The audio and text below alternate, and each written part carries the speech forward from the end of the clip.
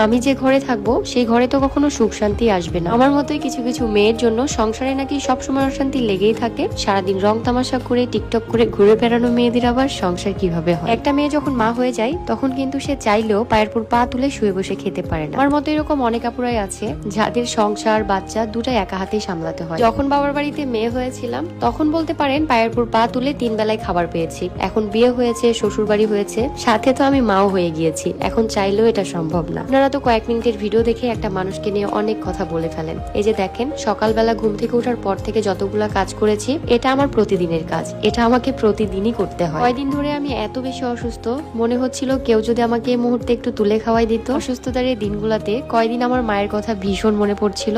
মনে হচ্ছিল মায়ের কাছে এখন থাকলে আমি কত আবদার করতে পারতাম, মাকে যা বলতাম তাই রান্না করে খাওয়াতো। আর তো এখনো গল্প করে ছোট থেকে নাকি আমি যখনই অসুস্থ হয়ে পড়তাম মায়ের সাথে শুধু ঘ্যান ঘ্যান প্যান প্যান করতেই থাকতাম, রান্নাও করতে দিতাম না। এখন তো আমি নিজেই মা হয়ে গিয়েছি, আমার কাঁধে এখন অনেক দায়িত্ব, কার কাছে আর ঘ্যান ঘ্যান প্যান প্যান করবো। হাজার অসুস্থ থাকলেও প্রতিদিনের এই কাজগুলো আমাকে একা হাতেই সামলাতে হয়। ওই যে বললাম এখন মা হয়ে গিয়েছি, চাইলেও আর শুয়ে বসে খাওয়ার আর কোনোই সুযোগ নেই। আবার বাড়িতে এবার একদিনের জন্য গিয়েছিলাম, বাসায় এসে দেখি যে আপনাদের ভাইয়া ঘরগুলার এমন অবস্থা করেছে, বেডরুমের ওপর তো এক গাদা কাপড় ঠিকই করে রেখেছিল। কাজগুলো করার জন্য আমি সকাল সকালই ঘুম থেকে উঠে গিয়েছি, কারণ আমার মেয়ে ঘুম থেকে উঠে গেলে কোল থেকে আর কোনোভাবেই নামতে চায় না, আর ওকে কোলে নিয়ে সবগুলা কাজ করতে আমার অনেক বেশি কষ্ট হয়। ছোট থেকে আমি আমার সবগুলা কাজ আমার মেয়ে ঘুমিয়ে থাকা অবস্থাতেই করেছি, এখনো তাই। আমার মেয়ে যতক্ষণ ঘুমিয়ে থাকে আমি চেষ্টা করি আমার সবগুলা কাজ যেন কমপ্লিট হয়ে যায়। তবে অল্প বয়সে মা হয়ে অনেক কঠিন কঠিন মুহূর্ত পার করেছি। আধে আসলে যখন দায়িত্বের ভার পড়ে মানুষ না চাইলেও তাকে তখন সবকিছুই শিখে নিতে হয়। অল্প বয়সে বিয়ে হয়ে অল্প বয়সে মাও হয়ে গিয়েছি,